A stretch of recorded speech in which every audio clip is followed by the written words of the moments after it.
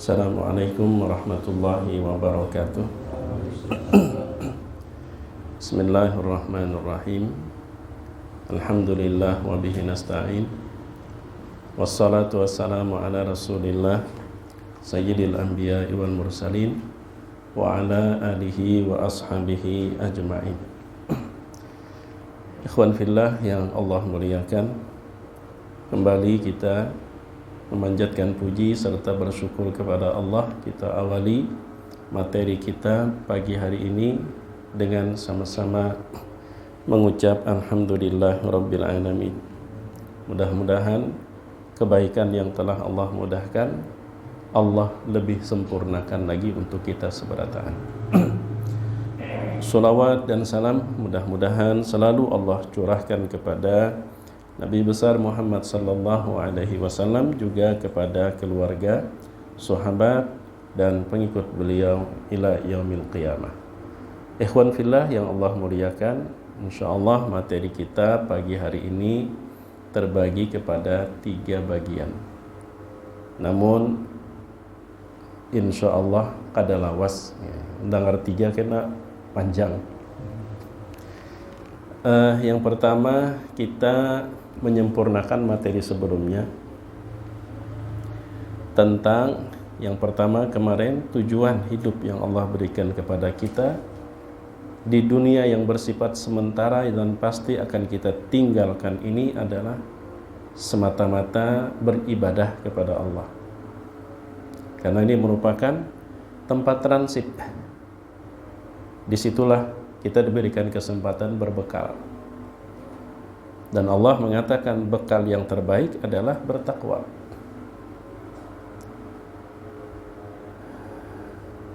Kemudian yang kedua, Allah ciptakan kita juga di dunia ini di antara sekalian ciptaan dan karyanya, maka terpilihlah kita. Demikian juga bangsa jin, makhluk yang berstatus hamba. Wa'bud rabbaka hatta ya'tiyakal yaqin. Tentang apa yang perlu kita ketahui agar ibadah kita makbulah indallah sudah kita bahas pada pertemuan sebelumnya. Ada 7 perkara kemarin. Sedikit kita ulangi secara garis besar. Yang pertama, bermodalkan ilmu dan ma'rifah. Yang kedua, bertaubat kepada Allah Subhanahu wa ta'ala. Yang ketiga, mengenali penghalang dan bagaimana cara mengatasinya. Ada 4 perkara. Pertama, dunia. Yang kedua, manusia. Yang ketiga, nafsu. Dan yang keempat, syaitan. Cara mengatasinya: menghadapi dunia, maka jangan ditaruh dalam hati, cukup genggam erat di tangan. Menghadapi manusia, maka jangan pernah merasa bergantung kepada manusia, karena kita hanya bergantung kepada Allah. Kemudian terhadap nafsu, nah ini kita masih harus selalu semangat. Allah mapaksa amalannya, dipaksa. Maka ada dipaksa, nafsu itu pada mau tunduk.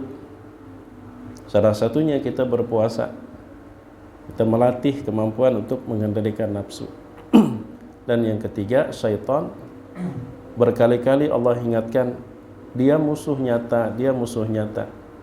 Sehingga semanis apapun rayuan bujukannya, di balik manis rayuan tersebut terdapat niat busuk yang mencelakakan kita. Karena itu Allah mengingatkan, syaitan itu musuh. Jangan tetangga di rumah diolah musuh. Apalagi bading sanak bermusuh. Nah itu salah benar itu. Lebih-lebih kuitan dimusuhi, mintu hadi musuhi, nama gini lagi itu salah benar itu. Nah kemudian yang berikutnya, mesti juga memahami ada 4 perkara yang dapat mengganggu konsentrasi beribadah. Urusan rezeki, was-was, ketakutan, kekhawatiran, tidak mendapat atau kehilangan sesuatu. Kemudian ketika ditimpa musibah, Dan yang keempat adalah ketika takdir ketetapan Allah itu ternyata berbeda dengan apa yang diimpikan. Cara mengatasinya masalah rezeki, bertawakal kepada Allah. Allah sudah menggariskan rezeki tersebut. Dan nanti di poin kedua dari materi kita pagi hari ini, di situ akan kita dengar sebuah hadis kursi menyangkut rezeki. Nah, kemudian persoalan kekhawatiran itu adalah diatasi dengan at-tafwid ilallah, pasrah kepada kemahakuasaan Allah. Kalau memang menurut Allah itu mengenai kita, tidak ada kekuatan manapun yang mampu meluputkannya. Kalau Allah putuskan itu luput dari kita, tidak ada kekuatan manapun yang mampu mengenaikannya kepada kita. Ibarat rezeki seorang tuh pasti tidak akan keurang. Dan kalau memang itu bukan jatah kita, walaupun sudah di hidung, dia tidak akan menjadi milik kita. Nah, kemudian menghadapi musibah, siapkan mental sabar. Sabar bukan berarti menyerah dengan keadaan, tapi sabar adalah berdamai dengan keadaan. Terus melangkah sampai apa yang tadi ingin kita capai betul-betul terwujud atas pertolongan Allah. Nah, menghadapi takdir Allah yang ternyata kita terima berbeda dengan apa yang selama ini kita impikan, maka yakinlah Allah lebih tahu apa yang kita hajatkan. Dia tidak akan menzalimi hambanya. Maka daripada itu, berbaik sangka terhadap Allah. Dia pasti memberi yang terbaik, walaupun yang terbaik menurut dia kadang itu terpahit menurut kita. Maka hati kita berlapang dada sehingga tetap fokus kita beribadah. Nah, kemudian yang berikutnya, kemarin itu kita ini manusia yang punya nafsu, kadang malas, kadang semangat. Nah, maka pada saat kita malas, kita harus mampu mendorong agar tetap kita bersemangat, yaitu dengan menumbuhkan atau menanamkan rasa khauf dan raja di dalam kalbu kita. Takut kepada Allah dan berharap akan rahmat Allah yang begitu sangat besar. Kemudian yang sangat penting sekali, ada dua hal, ini perkara yang keenam, ada dua hal yang bisa menghanguskan nilai ibadah sekalipun mendapatkan pengakuan dari seluruh makhluk kalau kita itu adalah ahli ibadah, tapi di sisi Allah nol nilainya, yaitu sifat riya. Dan yang kedua adalah ujub. Riya itu berharap mendapatkan pengakuan di hati makhluk tentang siapa kita, padahal kalaupun kita berharap hanya semata-mata kepada Allah. Itulah riya. Atasi dengan belajar tentang ikhlas. Kemudian ujub. Ujub itu sangat berpotensi bagi orang yang diberikan nikmat. Dengan nikmat tersebut termasuk kemampuan beribadah, dia akan memandang orang yang belum diberi di bawah dia, bahwa dia lebih baik dari orang lain. Itulah ujub. Dan ujub ini sangat mudah melahirkan sifat sombong. Karena merasa lebih baik dari seseorang, lalu orang yang dipandang rendah itu memberikan masukan, sulit dia menerima. Nyawahnya seolah di pesantren udah ustadz sudah. Teluas Sunda kalau ilmu. Nyawa tuh ilmunya cuman seini aja. Nah, kadang-kadang bisa jadi seperti itu. Maka itulah kesombongan. Sombong itu kan menolak sesuatu yang benar karena memandang yang menyampaikan itu lebih rendah. Itulah sombong. Batarul haq wa ghimtun nas, ujar Nabi sallallahu alaihi wasallam. Yang terakhir, yang ketujuh, setelah Allah mudahkan kita beribadah, maka pandang ibadah itu nikmat yang selalu wajib kita syukuri. Pandang itu nikmat daripada Allah. Nah, untuk mengatasi ujub tadi belum sempat. Maka la haula wala quwata illa billah. Semua kebaikan yang sudah ada dalam diri kita itu bukan karena kita yang hebat. Allah yang memudahkannya. Maka pandang semua itu adalah anugerah Allah. Jangan kita jadikan alasan untuk memandang kita lebih baik daripada orang. Karena semuanya yang menentukan adalah Allah. Yang memberikan pertolongan adalah Allah. Dan yang ketujuh tadi, pandang ibadah yang Allah mudahkan sebagai nikmat. Pertama wajib kita syukuri, yang kedua kita jadikan sebagai VR. Bagaimana agar orang lain juga mendapatkan kebaikan tersebut? Berbagi kebaikan. Nah, adapun status sebagai hamba, maka ujar Imam Al-Ghazali, ini juga pernah kita sampaikan dalam majelis atau kajian ini pada beberapa waktu yang lalu, mengutip dari buku beliau Ayyuhal Walad, ketika beliau ditanya tentang hakikatul ubudiyah, hakikat seorang hamba itu apa. Nang orang itu betul-betul tulen hamba Allah, kada setengah-setengah, kada sepertiga, kada 2/3, tapi betul-betul tulen seikungan hamba Allah luar dalam. Maka mesti terpenuhi 3 unsur. Yang pertama, menjaga dan memelihara syariat Allah.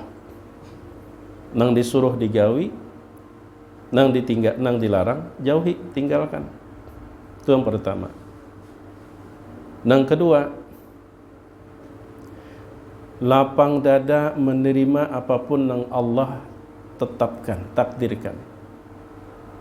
Apakah menyangkut dengan profesi, status sosial, keluarga, diberi anak, diberi pasangan hidup, diberi tetangga yang kadang-kadang terlalu kepo dengan persoalan privasi kita.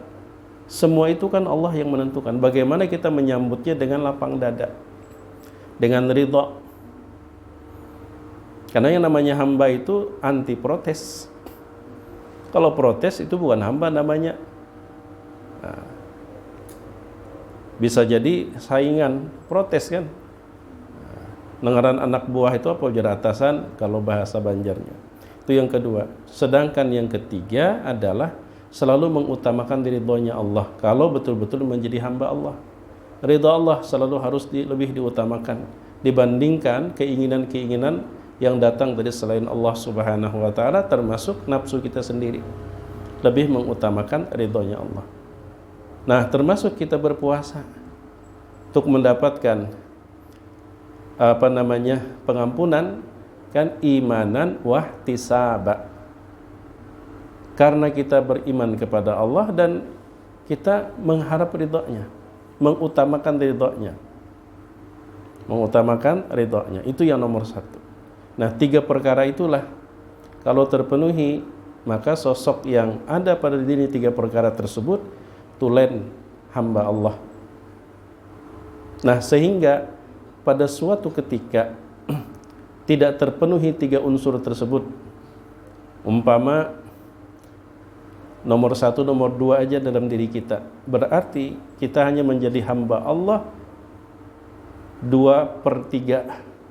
Masih ada 1/3 dari diri kita yang menyimpang dari status atau keluar dari status sebagai hamba Allah. Dan 3-3-nya ini selalu kita upayakan. Karena dia tidak akan terwujud tanpa ada usaha. Kita upayakan. Karakter kita ketika dapat musibah, kita cenderung sulit menerima, padahal itu ketetapan dari Allah. Tabiat nafsu kita ketika mendapatkan perintah yang Allah syariatkan cenderung melawan. Nah, oleh karena itu 3 perkara ini itu mesti harus diusahakan. Dia tidak hadir mengalir begitu saja. Karena itulah kita belajar, kita di majelis, kita mendengarkan pencerahan agar kita dimudahkan untuk selalu selalu kita mengusahakan 3 perkara tersebut, karena Allah Subhanahu wa taala berfirman, wa'bud rabbaka hatta ya'tiyakal yaqin. Jadi hamba Allah itu jangan pernah berhenti, walaupun dalam perjalanannya sampai kematian tidak sedikit badai yang kita hadapi, membuat kita goyang itu tidak sedikit. Nah, jamaah yang dimuliakan Allah, itu bagian pertama. Nah, adapun bagian yang kedua, materi pagi hari ini adalah sebuah hadis qudsi. Kalau boleh dikasih tema 5 perkara yang merupakan tiket untuk mendapatkan surganya Allah. Sebuah hadis qudsi riwayat sahabat Nabi yang bernama Sayyiduna Mu'ad bin Jabal. Rasulullah sallallahu alaihi wasallam bersabda, Allah berfirman, ujar Nabi, "Ya bna Adam, istahyi minni 'inda ma'siyatik wa ana astahyi minka yawmal 'ardil akbari fala u'adzibuk. Ya bna Adam, tub ilayya ukrimka karamatal anbiya.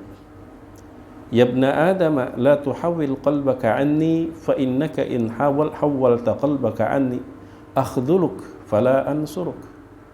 Ya bna Adam, law laqitani yawmal qiyamah wa ma'aka hasanatun mithlu ahli al-ardi lam aqbal minka hatta tusaddiqani biwa'di wa wa'idi.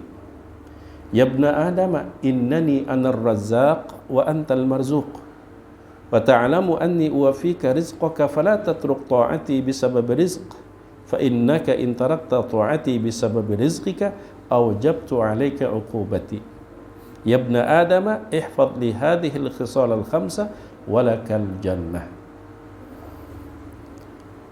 Allah berfirman dalam sebuah hadis qudsi, "Ya ibna Adam, wahai manusia, istahyi minni 'inda ma'siyatik." Malulah kepadaku ketika engkau terpeleset berbuat maksiat. Malulah kepadaku. Sebab jika engkau saat terjatuh bermaksiat kepadaku dan di dalam hatimu ada perasaan malu kepadaku, maka aku pun juga kelak pada hari kiamat aku malu kepadamu, karena itu engkau tidak akan aku siksa. Karena itu engkau tidak akan aku siksa. Dalam hadis qudsi ini tersirat, kita tidak bisa mengingkari entah kalanya kita terpeleset berbuat maksiat. Dan kala itu, agar tidak disiksa oleh Allah, pertama yang kita harus hadirkan dalam hati kita, merasa malu kepada Allah. Kalau boleh kita ungkapkan, ayuha jar Allah, ku maklumi ikam, nangaran ikam tu manusia lemah, bisi nafsu, tegawi pulang maksiat,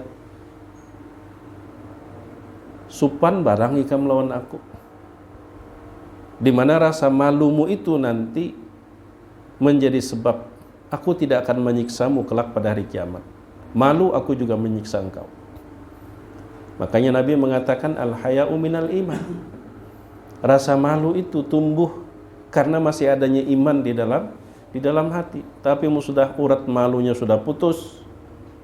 Ujar Nabi, idza lam tastahi fasna' ma syi'ta. Kalau sudah urat malu itu putus, maka apapun akan dilakukannya. Bersyukur kita kalau masih diberikan Allah rasa malu. Itu artinya di dalam kalbu kita masih ada iman. Al-haya'u minal iman. Itu yang pertama.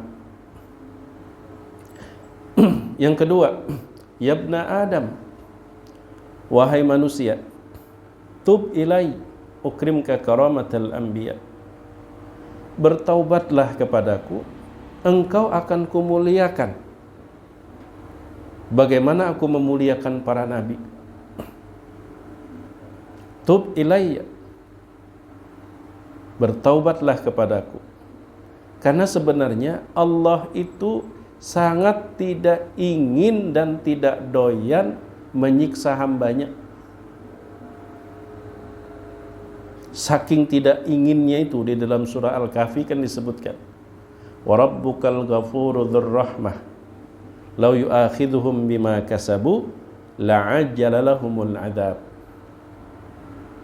Saking tidak pengennya Allah tuh menyiksa hambanya, diberikan waktu diulur-ulur. Apabila jua nyani bertaubat diulur. Wa rabbukal ghafur, dan Tuhanmu itu al-ghafur yang maha pengampun. Dzu rahmah, sudah maha pengampun, memiliki rahmat yang lebih luas dari dosa hambanya. Wa rahmati wasi'at kulla syai', jar Allah, rahmatku itu lebih luas dari sebesar apapun dosa hamba. Kalau ada orang yang kemudian pada akhirnya disiksa oleh Allah, dasar orangnya nang kada mau menggunakan kesempatan untuk mendapatkan rahmat Allah. Dasar orangnya. Coba kita bayangkan. Saking Allah tuh kada hendak menyiksa. Diberikan kalau kesempatan bertaubat. Rentang waktunya lawas, yaitu sampai roh tersisa di tenggorokan. Seumur hidup diberikan kesempatan. Amun pian lawan pembiayaan 3 kali kada bayar jepin disitanya sudah. Terus dari kapung debt kolektor. Atau sampai matahari terbit di sebelah barat. Lawas benar, kalau itu sebenarnya menunjukkan Allah tuh indah benar menyiksa tuh nah. Mun sampai disiksa oleh Allah juga, dasar orangnya nang pantas disiksa. Dasar orangnya Allah tuh kada hendak. Wa rabbukal ghafuru dzur rahmah. Apalagi kalau umpama kita runutlah. Saat hamba, atau sebutlah kita, saat kita berbuat maksiat, Allah tuh melihat gawian kita tuh. Melihat. Mulai awal sampai tuntung, melihat Allah tuh. Tapi dilihatakannya. Imbah dilihatakan Allah, diberikan Allah rasa menyesal di hati kita. Ini juga memberi. Imbah itu dimudahkan Allah kita pulang istighfar, bertaubat.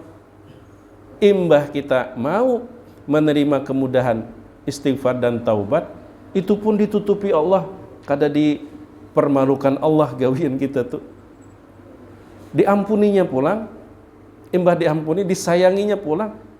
Berkali-kali pun kita mengulangi, tetap bilanya bertaubat, innallaha yuhibbut tawwabin wa yuhibbul mutatahhirin. Sesungguhnya Allah itu mencintai orang-orang tawwabin. Tawwabin itu lebih dari sekadar taibin. Kalau taibin itu hanya menunjukkan orang bertaubat ketika salah, minta ampun kepada Allah. Tapi kalau tawwabin, orang yang berulang kali bertaubat. Orang berulang kali bertaubat itu menandakan kan berulang kali kesalahan, tapi tetap Allah cintai dan Allah sayangi. Asal setiap kali tegawi nang kada baik, astagfirullah wa atubu ilaih.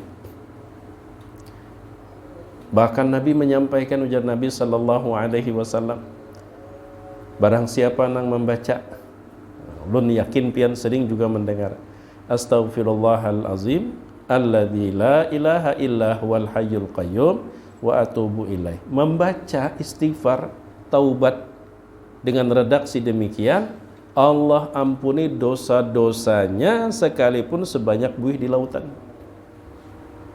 Sutil benar. Melawan manusia kita suruhnya mencium batisnya dulu. Itu kan kada sepenuhnya memaafkan. Padahal kesalahannya sepele, cuman sidin sarik. Riwayat lain, Allah ampuni dosa-dosanya sekalipun sebesar dosa lari dari medan tempur. Dosa ganal benar sudah tuh. Jadi sebenarnya Allah tuh kada hendak menyiksa. Mun dasar disiksa Allah memang dasar orangnya. Jadi kita tuh sudah orangnya juga nang memang menghendaki diulur waktu, diberikan kesempatan. Sampai dalam hadis Nabi disebutkan, apabila seorang hamba melakukan perbuatan dosa, tidak langsung dicatat oleh malaikat, dibiarkan dulu 6 jam, sitta saat, 6 jam. Bila 6 jam Sebelum sampai 6 jam, lalunya istighfar, minta ampun, kada jadi ditulis. Kalau sudah sampai 6 jam, ternyata kada ada jua, kada igul-igul bahasa Banjarnya itu. Kada ada burinik, ini hendak bertaubat minta ampun, baru dicatat. Tapi itu pun tidak permanen. Kalau ternyata kemudian sehari berikutnya, 2 hari, dia minta ampun bertaubat, dihapus. Karena Allah tuh wa rabbukal ghafuru dzur rahmah. Ada hendak sebenarnya, beda kita lah. Belum laginya beraksi, gelagat nih sudah pina mondar mandir nih, orang lain di komplek kita nih mondar mandir, pina mencurigakan. Bebayanya duduk di atas motor salah satu warga, kita kacak sudah pucik maling je kita. Belum apa-apanya sudah kita sikat. Ada anak kada sampai ke kantor polisi pian sudah dilarikan ke rumah sakit orangnya. Allah Subhanahu wa taala. Disitulah kita mengenal Allah begitu luar biasa. Maka dengan mengenal begitu demikianlah pasti tumbuh kita kecintaan kepada Allah. Makanya ujar Allah, jangan takutan ya bertaubat. Taubat kepadaku wahai manusia, aku muliakan engkau sebagaimana layaknya aku memuliakan para nabi. Kada gegampangan. Dengan kata lain juga, menjadi mulia di sisi Allah itu adalah peluang yang Allah berikan kepada semua manusia dengan berbagai latar belakang. Nang sudah rajin beribadah, berbuat taat, punya kebaikan, Allah muliakan. Demikian juga nang bisi dosa sing banyakan pun juga Allah berikan kesempatan untuk mulia. Yang berbeda tuh pintunya. Bagi para pendosa, pintu untuk mulia masuk melalui pintu yang namanya taubat. Maka sekiranya kita Allah mudahkan berada di kelompok nang ketujuh berbuat baik, maka jangan sampai hati kita ini memandang mereka yang berdosa sepertinya sudah tidak pantas untuk mendapatkan kemuliaan. Mereka punya kesempatan mulia. Kalau mereka masuk pintu taubat, mereka mulia. Kita nang memandang mereka rendah, kita nang hina di mata Allah. Kita nang hina jadinya. Tahulah kitanya masuk atau kadanya, sementara kita nang mendahului, ada harapan bertaubat pang. Kita jadi Tuhan mendahului. Disitulah jatuhnya kedudukan kita di hadapan Allah. Kita belajar dari iblis lagi apa? Ana khairun minhu, aku lebih baik. Masa aku nang sujud kepada Adam? Ya kan tanah, aku api.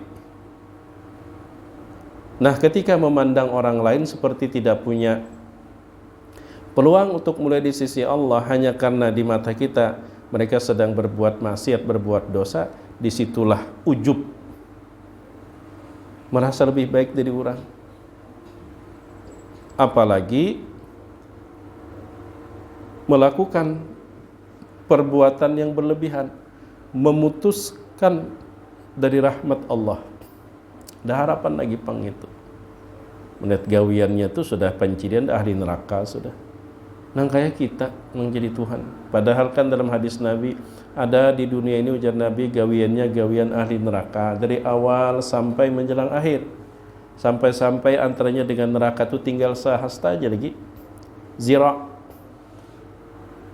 Tapi karena rahmat Allah telah mendahului bahwa dia termasuk ahli surga, nang tinggal sedikit itu taubat sekalinya mati, maka masuk surgalah dia. Sebaliknya alahan nang dari awal sampai menjelang akhir gawian ahli surga, tapi karena Allah sudah berkehendak bahwa dia menjadi ahli neraka, ternyata nang tinggal sahasta tadi bermaksiat kepada Allah, melakukan gawian ahli neraka, apakah maksiat zahir ataupun maksiat hati. Salah satu maksiat hati merampas wilayah Allah. Nah, hati-hati benar kita merampas wilayah Allah, menghakimi, memponis bukan wilayah Allah. dirampas, seakan-akan inyap juga punya hak untuk menghakimi orang, mati wal iyazubillah. Nah, makanya Ibnu Athaillah Sakandari, ungkapan beliau cukup fenomenal, tapi harus dipahami dengan bijak, jangan disalahartikan. Ma'siyatun awrathat dullan wahtiqara khairun min ta'atin awrathat izzan wastikbara. Kesalahan suatu maksiat yang terjadi tapi membuat hati pelakunya itu merasa hina, jauh lebih baik daripada sebuah ketaatan tapi yang menyebabkan pelakunya menjadi merasa lebih hebat, merasa lebih mulia, ujub, merasa ujub, lebih baik dari orang. Nah, jadi tub ilayya ukrim ka karamatan anbiya. Itu yang kedua. Jadi yang pertama, bila nyata gawi nang salah, hadirkan rasa menyesal. Mun sudah hadir rasa menyesal, jangan ditunda bertaubat. Taubat. Kena aja jar. Biasanya tuh ulangi jo 10 kali, karena nang ke 10 direpelin sekalian. Itu menandakan kada serius. Kalau orang serius, setiap kali terjadi minta ampun pulang. Jangan menghadang kena, terlebih tidak ada jaminan umur sampai ke nang kali ke 10 kada ada jaminan. Kemudian yang ketiga, ya ibna Adam, wahai manusia, ujar Allah, la tuhawwil qalbaka anni, jangan engkau palingkan hatimu dariku. Jangan kau palingkan hatimu dariku. Apapun yang kau hadapi, jangan kau palingkan hatimu dariku. Innaka idza hawalta qalbaka anni, sebab ketika engkau palingkan hatimu dariku, akhdhuluk, engkau kuhinakan. Fala ansuruk, dan aku tidak akan memberikan pertolongan kepadamu. Jangan kau palingkan dalam kondisi apapun, suka maupun duka, tetap hati kita menghadap Allah. Fa innaka in hawalta qalbaka anni akhdhuluka fala ansuruk, sebab ketika engkau palingkan hatimu dariku, kata Allah, engkau kuhinakan dan engkau tidak akan kuberikan pertolongan, dan tidak ada yang bisa memberi pertolongan kecuali Allah. Itu dengan kata lain, kalau hendak selalu mendapatkan pertolongan Allah, hati kita selalu hadapkan kepada Allah. Apapun yang kita hadapi dalam hidup ini, jangan palingkan hati kita dari Allah. Setiap saat sholat kita selalu diingatkan Allahu Akbar. Sebesar apapun masalah hidup yang kita hadapi, tetap Allah jauh lebih besar. Maka jangan kau palingkan hatimu. Nabi SAW sudah luar biasa mewariskan banyak hal kebaikan kepada kita. Antara lain, dalam setiap momen diajarkannya kita bacaan dan zikir agar hati kita selalu menghadap kepada Allah. Bangun guring, masuk ke WC, keluar WC atau kamar mandi, di hadapan cermin mengenakan baju, hendak naik ke tilam, turun dari tilam, mun beranjang. Mun kada beranjang tuh begulingnya sudah keluar pada tilam. Menghadapi hidangan, selesai makan, minimal sekali menyebut nama Allah, bismillah. Minimal, sampai hendak guring pulang. Nabi menjagakan kita agar setiap saat hati kita itu menghadap kepada Allah. Itulah warisan yang mahal dari Nabi. Sayyiduna Abu Hurairah diceritakan di dalam kitab Tanbihul Ghafilin, masuk ke pasar lalu menyampaikan kabar. Kalau bahasa Banjarnya ulun terjemahkan ya ke kurang lebih, hau bebuhan pian ini masih di sini jaka lagi, itu Nabi berbagi warisan di masjid kada hendakkah? Nah itu kalau bahasa Banjarnya, Nabi itu berbagi warisan di masjid, masih di sini jaka lagi kada hendakkah? Mendengar bagi warisan, bahamburan buka menyasah. Sampai di masjid mereka kecewa. Kecewa, merasa kena keprank dari Abu Hurairah, dicariin mereka Abu Hurairah. Iya neng ini, karena Abu Hurairah ini termasuk ahlu sufah. Ahlu sufah itu orang yang kada bisi rumah, tinggal di pelataran masjid. Ahlu sufah. Makanya Abu Hurairah itu tercatat sahabat yang teratas jumlah meriwayatkan hadis Nabi. Karena memang di masjid aja mendata, mencatat, makan minum, orang nang membari. Itu ahlu sufah. Yang mana pada masa Umar bin Khattab itu diusir oleh Umar bin Khattab. Kenapa? Nabi sudah meninggal, kada ada lagi nang ditunggu. Bagawi je Nabi hendak makan minum bagawi. Inna sama ala tumtiru dhahaban wala fiddah. Sebab langit tidak akan menurunkan hujan emas dan perak, bagawi sana. Nah itu di zaman Umar bin Khattab. Di zaman Nabi, karena Nabi masih hidup, harus ada orang-orang yang fokus untuk mendata, mencatat. Lalu ketemu Abu Hurairah, pian yang ini mah ngaramputi kami gawian. Siapa nama dustai? Pian bepadah Nabi berbagi warisan di masjid, ulun kami ke sana kada dai. Memangnya ke masjid apa gedang nang? Pian temukan orang bebacaan, orang berzikir. Itu pang warisan Nabi, hendak mana lagi pian ini? Itu pang warisan Nabi. Tatawari orang di pasar, pikirannya itu kan emas perak kayak lalu orang bercari. Itu pang warisan Nabi, aku kada mendustai nang itu nang warisan Nabi. Ilmu, zikir, itu warisan Nabi. Nah, jadi itu yang ketiga ya. Jangan kau palingkan hatimu dariku. Sebab ketika engkau palingkan hatiku dariku, kata Allah, kuhinakan engkau dan aku tidak akan memberikan pertolongan kepadamu. Sementara tidak ada pertolongan kecuali dari Allah semata. Yang keempat, ya ibna Adam,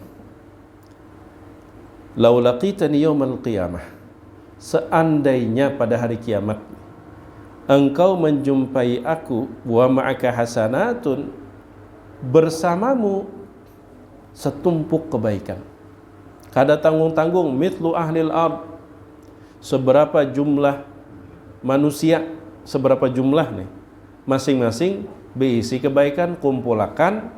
Nah sebanyak itu kebaikan yang nyawa bawa, lam aqbal minka hatta tusaddiqani biwa'di wa wa'idi, aku tidak akan menerima sedikit pun kecuali engkau beriman. Makanya iman yang Allah berikan lawan kita ini luar biasa, mahalnya luar biasa. Sebab kebaikan tanpa berlandaskan iman, kalaupun Allah balas, sebatas di dunia aja dihabiskan Allah, kada terbawa bulik sampai ke akhirat. Tidak akan kuterima, kata Allah, sehingga engkau beriman kepadaku tentang janji baik ataupun ancaman. Beriman dulu.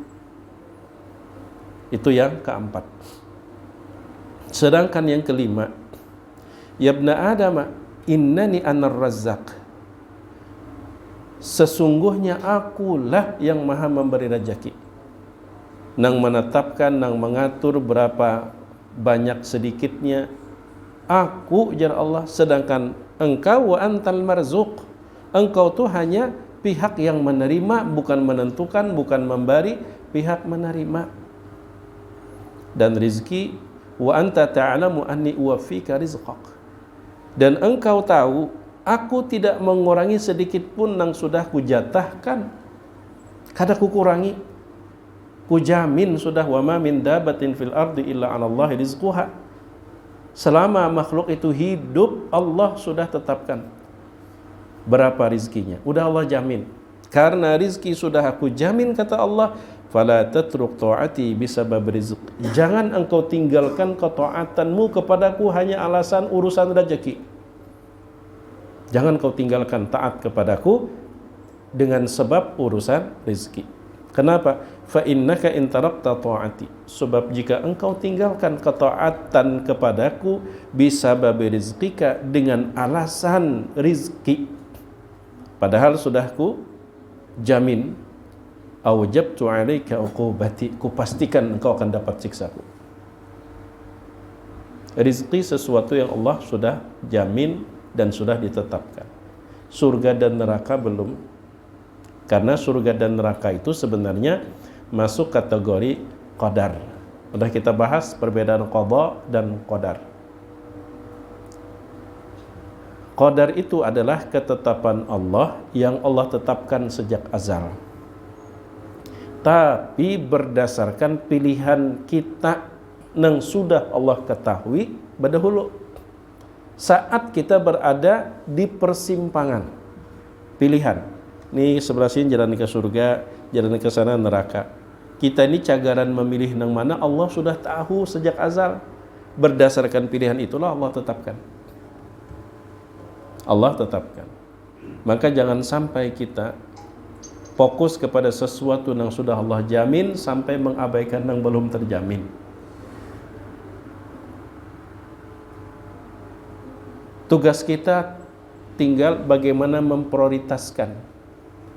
Dalam sebuah hadis lain, man kanatil akhiratu hammahu ja'alallahu ghinahu fi qalbihi wa jama'a syamlahu wa atathu dunya wa hiya raghimah.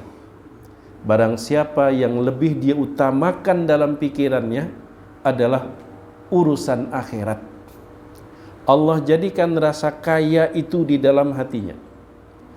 Allah berikan pertolongan dalam urusannya, dan dunia yang terkesan tidak diutamakannya ternyata datang menghampirinya pasrah menyerah, mengalir begitu.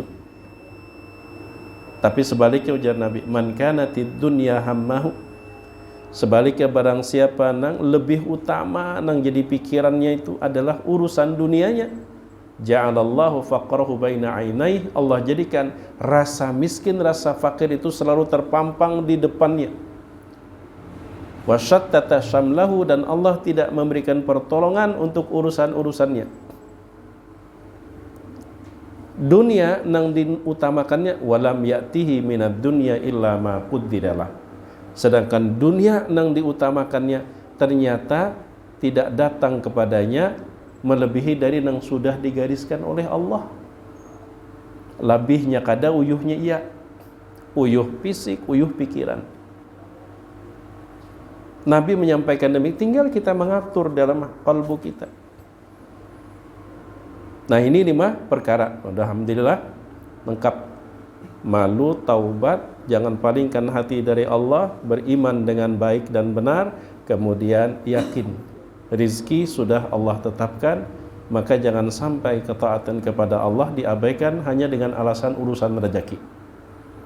Lalu yang terakhir, ya ibna Adam, ujar Allah, wahai manusia, ihfadli, ingat pelihara karenaku, untukku 5 perkara ini.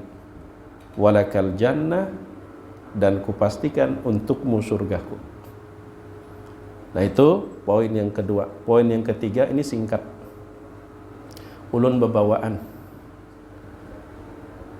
Kami hendak memasang kanopi di halaman sekolah.